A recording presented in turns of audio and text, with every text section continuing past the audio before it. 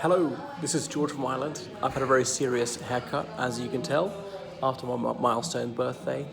Really into the economy cut once every 4 months. Anyway, I digress. So the subject, Parliament has just rejected a no-deal Brexit. So what is happening? What happens next?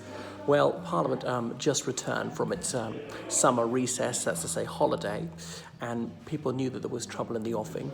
A lot of MPs, even in the Conservative Party, were deeply unhappy with the prorogation. That's to say, Boris Johnson invoking this royal prerogative to give Parliament another holiday, and it's going to be sometime between the 9th and the 14th of September. He's got discretion on that, and we close down for about a month. Obviously, the suspicion being he wants to prevent there being sufficient time to prevent or delay Brexit. So Bojo's administration had a definite sense of purpose and direction. As he said, Brexit was a do-or-die mission. And today, Parliament voted to exclude any possibility of a no-deal Brexit. And this is what Boris Johnson wasn't hoping for. Now, Lyndon Baines Johnson said the first rule of politics is you must be able to count. And could Boris Johnson not see this was coming? Because Labour and the Lib Dems and the SNP, they were all vowed to prevent that, the SDLP as well, and a small faction within the Conservative and Unionist Party. So it was very likely this was going to happen. The Conservatives, even with DUP support, had a majority of one. Anyway, 21 Conservative MPs rebelled against a 3-line whip. So the motion was passed. He can't do a no-deal Brexit. What is the 3-line whip? So when a vote's coming up in the House of Commons, the parties, they whip their MPs, not literally, it's a metaphoric expression, as in they encourage them to vote this way or that, saying, your one-line whip is the same that your attendance at this vote is requested. It's not terribly important, and if you vote against the party line, they won't be that upset. 2-line whip, they say that it is expected, and if you do vote against the party's official policy, they will be upset. 3-line whip, saying your attendance is required, and you must vote that way. Otherwise you're in big trouble. You might be deselected by your association in wherever you are, and on and on. And don't expect any promotion for quite some time. So despite this, 21 MPs in the Conservative Party voted against it. The DUP and the rest of the Conservative Party voted for. Virtually everybody else voted for this motion to rule out a no-deal Brexit. So Bojo, didn't you see this coming? I suppose he must have thought it was likely, but he had to be bullish. He had to go for it anyway. He shouldn't back down. He thought he mustn't vacillate. He must show he has a sense of mission. But is this even a part of his plan, that he thinks that he's leading Labour and the Lib Dems into an elephant trap, an early election, people will be irate that Brexit still hasn't brought about, and this will redound to his advantage? I don't think that would work for reasons I've adumbrated elsewhere. Some Brexiteers will never vote Conservative. They are strong Labour supporters, or whatever. They'd rather just not vote at all. Some of them voted in the referendum 3 years ago, but don't bother to vote very much. One of the reasons why the polls were wrong, because that referendum brought out people who are quite politically disengaged and don't care about party politics, haven't voted for quite a long time. But anyway, we'll see what's happening. So Bojo's trying to be uncompromising, but the Remainers are also playing hardball. It's a big rebellion, and anyway, those who voted against him within his party, those Tories who rebelled, well, they're the usual suspects. They're Ken Clarke, who's held so many senior positions, the father of the House, as in he's the longest-serving male MP, elected in 1970. Over 20 years ago, Alan Clarke described Ken Clarke as a pudgy life insurance liability. One of those is still alive. That's Ken Clarke, even though he's 79 now, hugely obese, and he likes to smoke cigars. Whereas Alan Clarke died of a brain tumour 20 years ago today, I think. Anyhow, so this strengthens the hand of the European Union, and Bojo has said we've got to be willing to walk away, otherwise that fatally undermines our negotiating position. He's cut off at the knees because the European Union will know that his Conservative government has got no bottom line. They can be pushed and pushed to pay more, to accept more onerous conditions. So it could go to a motion of no confidence, and if there's a no confidence vote in the government, then unless an alternative government emerges within 14 days, then there's going to be an early general election. That's pursuant to some legislation passed under David Cameron. So those Conservative MPs who voted against this, what the government's trying to do, said he must rule out a no-deal Brexit. well, they're not being expelled from the party. Some of them will be deselected. The other ones were Sir Oliver Letwin, Gawk, and I can't think who else, as in Gawkwood's squad, they call him, Dominic Grieve, the usual suspects in terms of being Remainers, Rory Stewart, and so on. And Stewart said he'd do this a long time ago.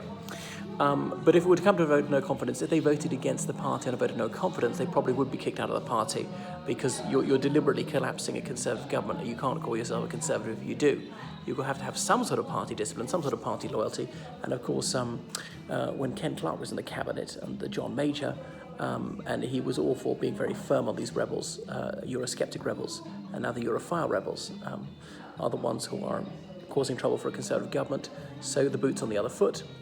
So there could be an early election. Bojo says, well, there's no point in trying to negotiate because you've robbed me of my trump card, and we should have an early election on the 14th of October. And he's right, because it's hugely strengthened the hand of the EU. This doesn't have to be a zero-sum game.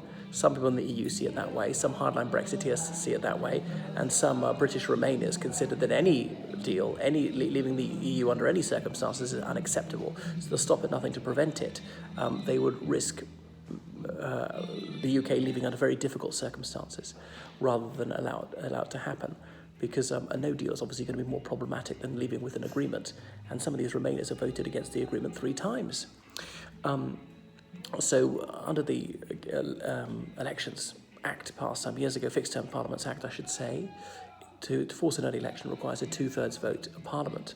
Well, the Conservatives have got 50% of the MPs. If they all vote for it, they only need another 16% of the MPs so to get it through. Now, Jeremy Corbyn, leader of Her Majesty's most loyal opposition, says, bring it on. He wants an early election, and he might do. Does he want to throw out a Conservative government? Of course. Does he want to become Prime Minister? Of course. And the sooner the better, he would see it. Moreover, he's a busted flush. I think this is his last chance.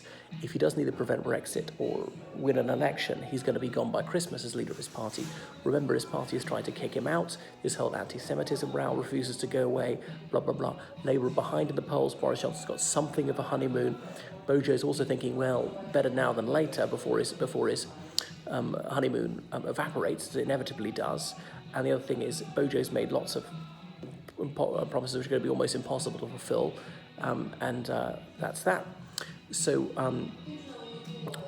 an early election now. Would Labour vote for it? Probably most of them would. The Lib Dems maybe, especially if they see it as the only way to prevent or at least delay Brexit, certainly to avoid a no-deal Brexit, and the SNP and on.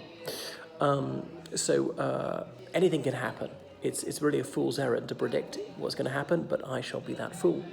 It would be a massive gamble on the part of Boris Johnson, but everybody knows he's impulsive, he's a risk taker. In some ways, he's not terribly analytical. He's not such a great strategist. Well, people say he's frightfully clever. He's got this low cunning. I'm not so sure. I think the theatricality isn't actually that acted, but we shall see. So people talk about decapitating Boris Johnson. All members of Parliament must represent a constituency, an area of land with roughly 75,000 people. This is called Uxbridge, a suburb of London, the northwest corner of London. I've been there, decent place. But he got 50% of the vote in Uxbridge last time. And his nearest rival was a Labour candidate who got 40%, the remaining 10% going to minor parties, including the Liberal Democrats, UKIP, Greens. Now, look what happened in that Welsh by-election last month, is in order to try and to take the seat from the Conservatives, the Lib Dems had the best shot at getting the seat. The Green Party and Plaid Cymru withdrew. Labour actually also stood, and it worked. The Lib Dems took that seat. So I wonder if the same thing would happen in Uxbridge. But some Labour Party members might be unhappy if there was some sort of pact with the Lib Dems, what the Lib Dems getting in return, or some Lib Dems might say, no, we're not Labour, we still want to stand there. But we shall see. I don't think they will be able to kick out the Prime Minister. People generally like being represented by famous MPs. The vote of a famous MP tends to go up most of the time, or the Prime Minister almost always goes up. Look at John Major, MP and Prime Minister and MP for Huntingdon, 1997. An absolutely cataclysmic year for the Conservative Unionist Party. And Huntingdon was one of the only seats in the United Kingdom where the Conservative vote went up because people liked having the Prime Minister as their MP. So, goodness, a Prime Minister has lost his seat. I think it was 1906, actually. actually he was the former Prime Minister. He just lost office about 2 months earlier, when AJ Balfour was voted out, if memory serves. Anyway, so we go into this early election. What's going to happen? Well, the Brexit Party, that's a real wild card factor. They took, 30% of the vote in the European elections, and they're on something like 14% in the polls at the moment. Will they actually poll that well? Probably a bit less. When it comes to polling day, people tend to vote for the major parties and not these insurgent parties. The trouble is their vote will probably be completely inefficiently distributed, as in they won't gain a single seat, just like the UKIP party before them. But if they're taking the vote away from Labour, away from the Conservatives, I suspect away from the Conservatives a bit more, that might deprive the Conservatives of several seats. And you can see just how close it is at the moment. And this will be the case with the UKIP and then the referendum party before it, going all the way back to 97. So Labour is on 24% of the polls, the Conservatives on 31%. Disastrous for both of them. The Conservatives are back to where they were in 1997. Labour are back to where they were, lower than they were in 1983. I suspect in reality they'll do a bit better than that, both of them. The Liberal Democrats are breathing down the neck of Labour, a serious threat, with their formidable new leader, Jo Swinson. I don't hold her in high regard, but the very fact that she's young, she's a woman, and she just took over a couple of months ago are all major factors in her advantage. People are giving her a chance. She hasn't had an opportunity to foul up yet. And the contrast with pale, male, stale Corbyn couldn't be greater, and his party never stopped carping and backbiting about him. Now, Jo Swinson's an absolute Remainer, and she would do anything to prevent Brexit. So that does appeal to certain people, her sheer fanaticism and bloody-mindedness. So, by the way, UKIP is dying, it's lost traction, it doesn't even get any media coverage. The preponderance of its members have moved over to Brexit, certainly those who are politically ambitious. And I was speaking to a former Brexit parliamentary candidate today, UKIP party candidate today, and he said the trouble was that racism infected the entire party. Well, not every member was racist, but there were some people even in high positions were like that, and he just couldn't get away from it, which is why he left it. Anyway, I hope the Brexit party is better than that. So, is there any possibility of preponing Brexit? Because the Prime Minister, he uses all these royal prerogatives on behalf of Her Majesty the Queen, because we have the dignified crown or the personal crown, and could he say just, we've left, that's it, by royal proclamation? I don't know, by an order in council, as in the Privy Council, and I don't know, maybe that's not legal. Incidentally, a judge in Scotland has thrown out this legal attempt to prevent the prorogation, so that's that. Now, there's also some legal challenge in England and indeed in Northern Ireland. I don't know what's going to happen. There might be contradictory decisions go up to the UK Supreme Court to decide. So there's an early election. It's not going to look good for the Conservative Party. They can hardly do better than they did last time. 42% last time would seem quite good, although the trouble is Labour were only just behind them at 40%. But the Liberal Democrats are going to do much better than they did last time, because that was their worst result in share of the vote for over 50 years. They did even worse in 2017 than in 2015 in share of the vote. In seats, they went up slightly, up to 12. They would go up significantly. They go up into the 20s. But people will be decidedly dischuffed with the Tories. They've had over 3 years to sort it out, and they still haven't done it. This is the third Prime Minister to be there. Boris Johnson faces a high chance of no longer being Prime Minister. And he says, well, let's have an election on the 14th of October. And so there'll be time to prevent Brexit right after that. He could be the shortest serving Prime Minister since George Canning.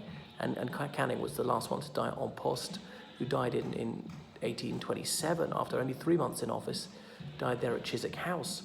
An election is probable, and I've often said that Brexit isn't going to happen, even though I want it to happen. So what would happen? Labour would be the biggest party, followed by the Conservatives, probably followed by the Brexit Party, and the Lib Dems not far behind, obviously SNP behind that. But in the Commons, obviously it'd be Labour probably biggest, then Conservative, then the Lib Dems. It'd be quite close between Labour and the Conservatives, but nobody would be willing to work with the Conservatives apart from the DUP, who are on 10 seats, and that's really their ceiling. In Northern Ireland, there's certain seats they're just never going to win. There are only 17 constituencies in Northern Ireland anyway. By the way, the slang word for a constituency is a seat, and there's one member of Parliament per constituency. So there would be some sort of arrangement between the three major parties, possibly coalition. Remember when the Conservatives looked at doing this, the Labour is trying to say it's coalition of chaos, but not coalition of chaos if Labour does it. Or maybe a confidence and supply agreement, similar to what the Democratic Unionist Party is giving to the Conservative Party at the moment, which is to say, we support you in a vote of no confidence, and we'll vote through your money bills, the budget. We don't guarantee to vote for you on any other issue. That's what confidence and supply is, and you don't get cabinet positions in return. So Corbyn is unacceptable to many people, even within his own party. So they would probably have to hammer out some sort of alternative. I think HarrietHarman is most likely one. People talk about Kenneth Clark. I don't think so. So she's a very seasoned political operator, elected to the Parliament in 1983. The mother of the House is the longest-serving woman in the House of Commons. So that's what I think is going to happen. But as I say, it may be very rash of me to forecast this. Most people are saying, what the fuck is going on? So we may well see her becoming Prime Minister on the 15th of October. Let's see.